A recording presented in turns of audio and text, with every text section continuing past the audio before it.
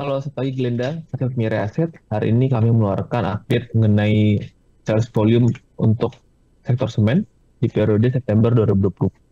Dan secara overall bahwa kinerjanya di September ini lebih rendah dari estimasi kita ya. Juga lebih rendah dibandingkan dengan historis 5 tahun terakhir. Kita bisa langsung ke next slide.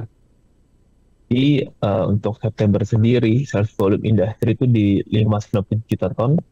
Ini minus 0,9% on month dan minus 2% year on year. Jadi kita lihat bahwa sebenarnya data di September 2024 ini sudah termasuk dari gerobokan. Jika kita exclude berarti mungkin minusnya lebih dalam, mungkin bisa sampai sekitar 3%. Kita lihat bahwa terjadinya pelemahan ini karena pertama adanya pelemahan di segmen bag, semen kantong, karena terjadi dua kali kenaikan harga panjang tahun 2024. Yang kedua juga adanya pelemahan daya beli, sehingga ini menurunkan konsumsi untuk di segmen retail.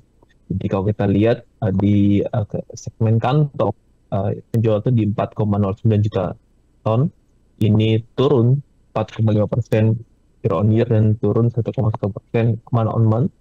Untuk segmen curahnya sendiri di 1,87 juta ton, ini tumbuh positif di 2,4% year on year dan juga tapi turun 0,4% month over month. Secara kumulatif, kalau kita lihat masih tumbuh positif untuk pertumbuhan semen konsumsi semen domestik naik 1,6% ke 46,04 juta ton. Di mana ini masih sedikit di bawah dari estimasi kita dan juga manajemen, di mana manajemen mengharapkan pertumbuhan segmen semen di domestik mencapai 3%. Run rate ini 70%, relatif inline dengan historical 5 tahun. Kalau lihat untuk market share dari semen Gresik dan Indosemen terjadi perubahan untuk market share domestik SMGR ini ada di 48,5%. Secara year on year turun 3,4 percentage point, tapi sedikit meningkat secara month on month naik 0,1 percentage point. Jika Indosemen dengan adanya gerobokan market share untuk September 2024 di 21,5%. Ini naik 2,2 percentage point dibandingkan dengan tahun lalu, tapi minus 0,5 percentage point dibandingkan dengan bulan lalu.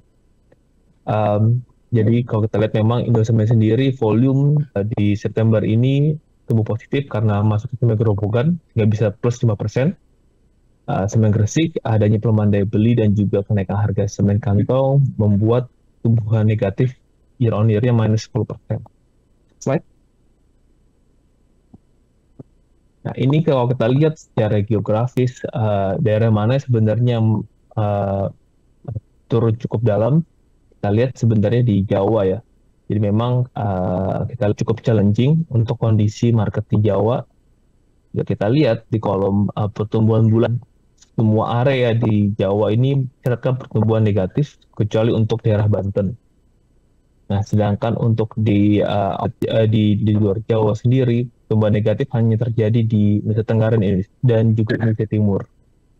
Ya, kita lihat pertumbuhan tahunan, seluruh wilayah di luar Jawa kita lihat pertumbuhan negatif, tapi hanya di Kalimantan, di mana tidak proyek IKN, sehingga pertumbuhan ekosistemnya secara tahunan masih bisa tumbuh positif.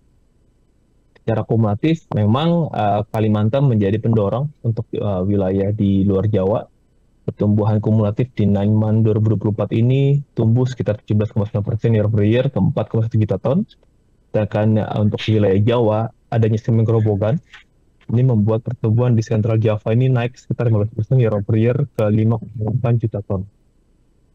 Jika kita lihat komposisi back and bulk, ini mungkin menjadi acuan kita dalam mengestimasi nilai ASP untuk ketiga dan secara kumulatif di 9 months 24. Kita lihat konsumsi bulk terus meningkat. Memang bulk sendiri tumbuh cukup bagus. Kita lihat di September 1,88 juta ton. Ini year over year-nya naik 24%. Back sendiri masih minus 4,5% di 4 juta ton. Kontribusi dari back turun 1,5 percentage point di September ini ke 64,6. Untuk secara kumulatif, kontribusi back turun 2,6 percentage point ke 69,3%. Jadi memang ini akan memberikan tantangan untuk segmen untuk ASP dan juga profitability baik untuk SMBR maupun independen. Next slide. Nah, ini kita lihat untuk secara detail untuk SMBR sendiri, SMGR domestiknya tadi saya mention terjadi penurunan.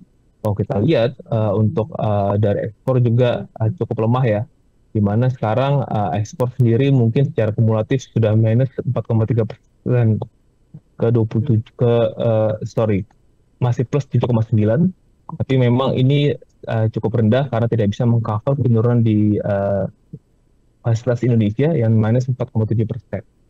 Slide.